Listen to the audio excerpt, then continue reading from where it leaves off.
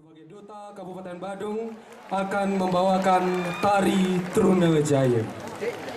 Tari Teruna Jaya. Dan Tabanan yang akan menampilkan Tari Teruna Jaya. Penampilan dari sekelompok kebiar dewasa Suryaat Duta Kabupaten Badung dengan Tari Teruna Jaya. Selamat menyaksikan.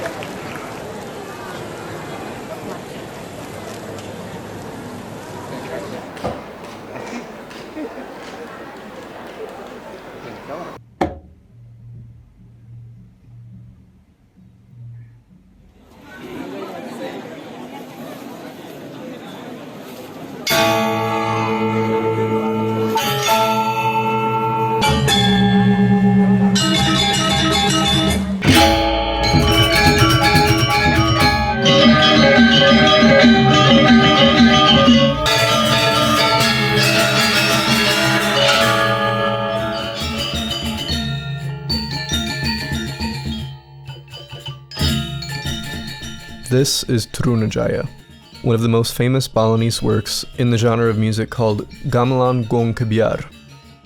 And this is Teruna Jaya translated into 36,000 MIDI notes arranged in a cracked 2008 version of Fruity Loops that PT Bell gave me in high school, which I wrote out over the course of 2.5 years.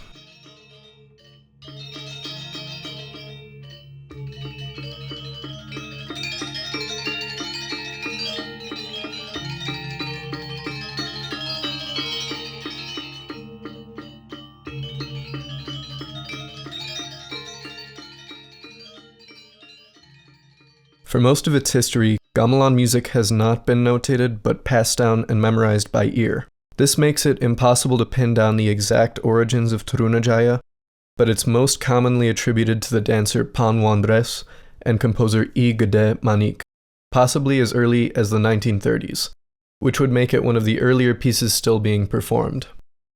The piece, which is traditionally danced by 1 to 3 female dancers, depicts a young man coming into adulthood, and so the mood of the music constantly transitions between serene and dizzyingly energetic. The title, Teruna Jaya, could be translated as Rising Youth or Victorious Youth, although last year Google Translate gave me the somewhat less poetic Successful Teenager.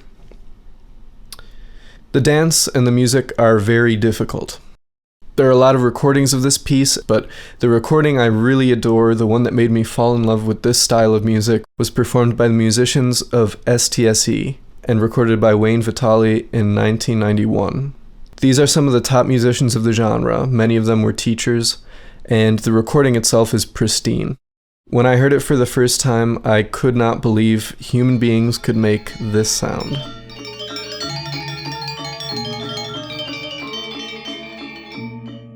But it's so different from music in the West, and many people have a hard time understanding what they're hearing.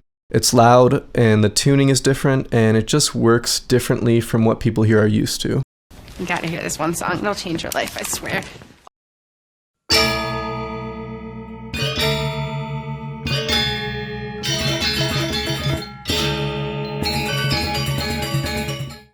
It's good, I like it. There are not a lot of people who want to hear me talk at length about music from a faraway island, but I couldn't believe that this kind of musicianship was possible, let alone normal in Bali, and I wanted to make it easier to understand for newcomers. When I was a teenager taking cello lessons, sometimes I found it hard to get into European classical music. And then I saw a video on early YouTube that would change how I would hear music.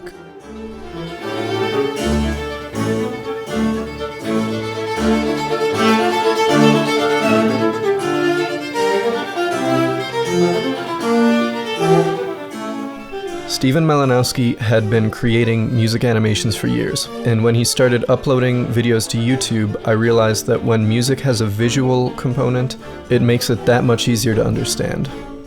In 2021, I reached out, and he was interested in collaborating on an animation. We talked to Wayne about securing permission to use the recording, and now all I had to do was write out the music by ear. So to be fair, it's not possible to do this transcription completely by ear. There are a lot of details that are either not possible to hear because they get covered up by other instruments, or are made up of multiple parts that can interlock in several different ways. So it does take a certain amount of background knowledge of how the instruments work, and since I live in Chicago and have never been to Bali, that means a lot of reading, watching videos from Bali, and emails and calls with friends. I went so far as to redo the kendang drum parts multiple times. I was able to find footage of the original 2 kendang players, Pak Wayan Suecha and Pak Wayan Rai, and so I did go frame by frame through those videos to try and get as close as I could to how they perform it. In that time, the animation changed a lot.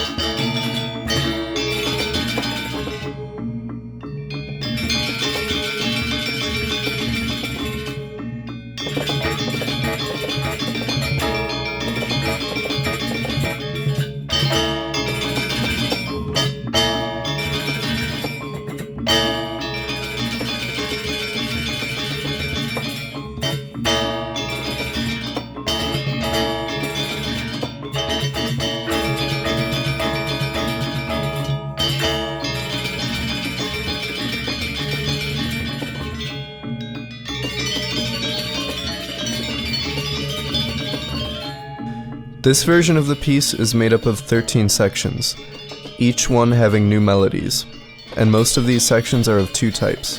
Fast sections called bapang, where the lead drummer will solo, while the other instruments will generally form a repeating texture that has certain memorized group interruptions.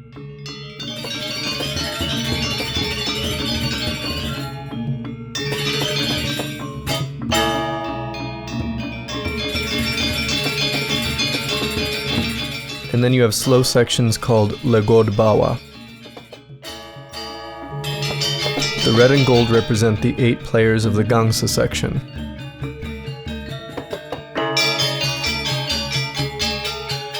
The player of a lower pitched gangsa called the ugal is one of the leaders of the ensemble. In slow sections, the ugal player will kind of improvise, connecting the different bass notes. The slower core melodies are played by the penyacha, the jublag, and the jagogan.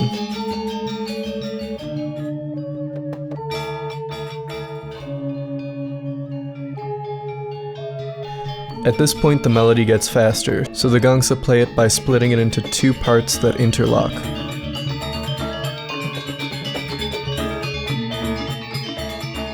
Rhythmic chords are played on the reyong, a series of 12 kettle gongs played by 4 people side by side.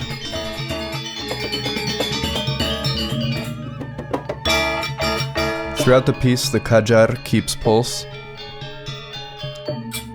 and a set of small cymbals called the cheng cheng emphasize different parts of the ensemble. The kendang are 2 of the hardest instruments to really understand and perform. The drum strokes kap and pek sound more like a slap. The drum strokes tut and dag are lower bass sounds, and they're represented by the green.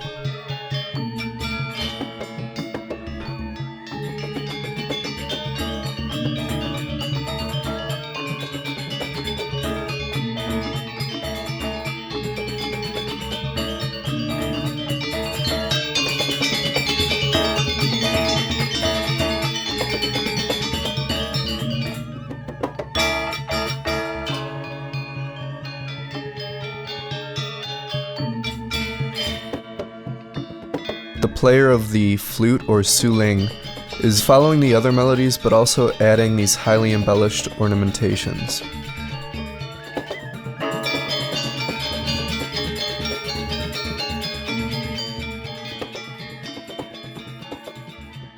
The gongs form the lowest and most sustained part of the texture, and they oscillate between really short cycles and the longest form events in the piece.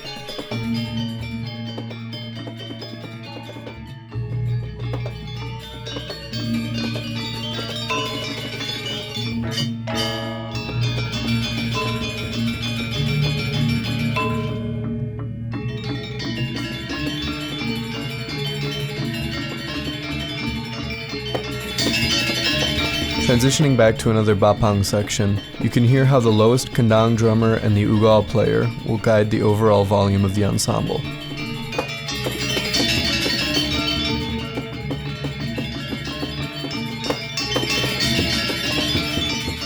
In addition to the bapang and lagod bawa sections, there are 3 other sections in this version of the piece.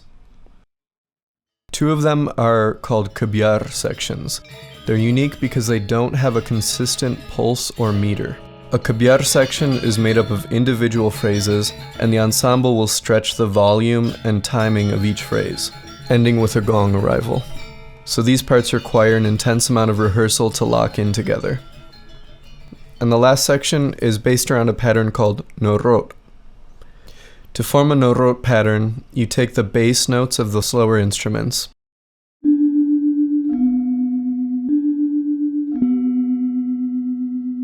and then embellish them sort of like a trill by going to the neighboring upper note.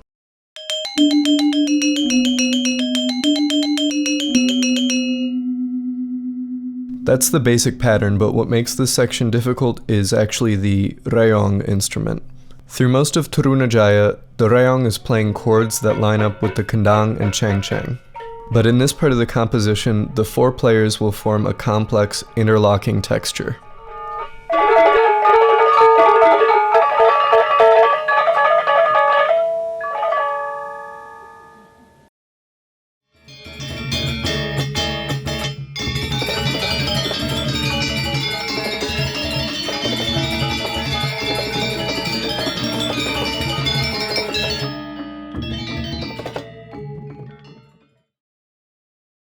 And so lastly, I'd like to show you an insider's view of the actual Fruity Loops file that I'm working in.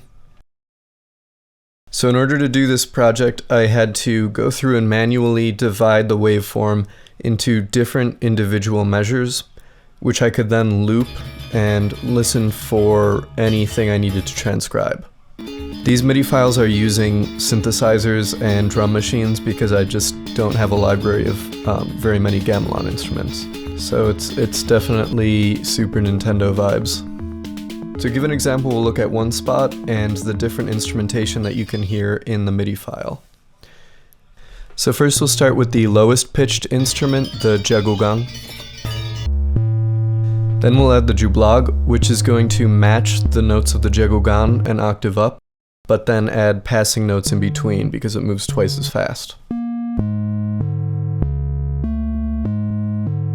And then the panyacha is going to similarly divide the jublag's notes. So each instrument that we add is further embellishing the lowest, most bass level of the melody.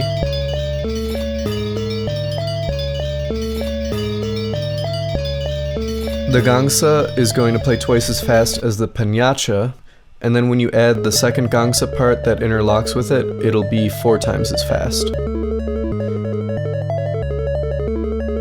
So all of those metallophone instruments are forming sort of a static pattern, And on top of that, we're going to layer the tentang drummers, the rayong chords, and the cheng cheng. First, we can listen to that slower.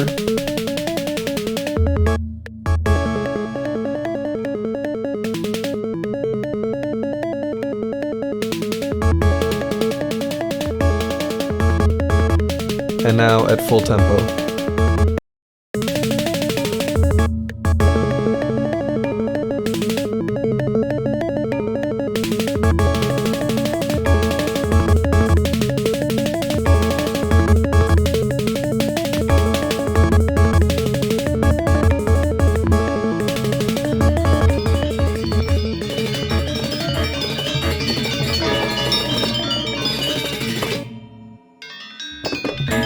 So that's a little bit of what went into transcribing it, and I hope you enjoyed it and that you can watch the full animated version. Steven Malinowski did an amazing job bringing the animation to life, and I hope that it's a beautiful tribute to these musicians and composers of this genre. When you watch the full animation, I'd encourage you to think about two different aspects of it. One is how interconnected all of the different instruments are, and so especially listening to the drumming and the gong cycles, there's a sense that everything is responding to or matching something else going on a different level. Another thing is, this is really challenging music. We can imagine a warm day 30 years ago, when about 30 musicians sat down and over the course of 11 minutes, perfectly navigated by memory the labyrinth that is this piece on their first attempt. That's what we're listening to. Thank you to Wayne Vitale for letting us use this recording. Thank you to Pak Madebandam for giving us his blessing on behalf of the musicians. And thank you to my friends Arya and Sudi and Michael and Oscar and Leslie for helping me figure out some of the different aspects of this piece. These projects take years of free time and I don't make any money off of them, so thank you to my first 3 Patreon supporters. Lastly, please check out the musicians and footage that I've used in this video. Support the musicians, they definitely deserve it, and that's it. Enjoy the video.